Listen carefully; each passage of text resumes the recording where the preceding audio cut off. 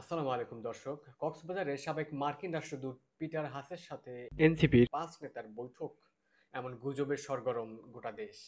দলটির মুখ্য সমন্বয়ক নাসির উদ্দিন পাটোয়ারি জানালেন যে এমন কোনো ঘটনাই ঘটেনি, বরং এটি পুরোটাই গুজব। এ বিষয়ে পিটার হাস কোনো মন্তব্য করতে রাজি হননি।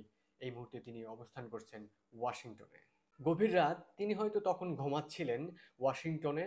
অথচ বাংলাদেশে এর মধ্যে ছড়িয়ে গেছে সাবেক মার্কিন দূত পিটার হাস বৈঠক করছেন কক্সবাজারে এনসিপির নেতা হাসনাত সার্জিস, তাসনিম জারা, নাসিরুদ্দিন পাটোয়ারি ও খালেদ সাইফুল্লাহর সাথে।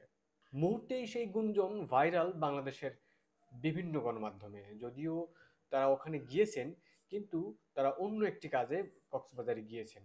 চারিদিকে যখন এমন আলোচনা ঝড়, এমন গুজব ছড়িয়ে গেছে, তখন সাগরপাড় থেকে মুঠোফোনে গণমাধ্যমকে মুখ্য সমন্বয়ক নাসিরুদ্দিন পাটোয়ারি বলেন, এমন কোনো ঘটনাই ঘটেনি, এটি পুরোটাই গুজব। শুনুন সেই কথোপকথন।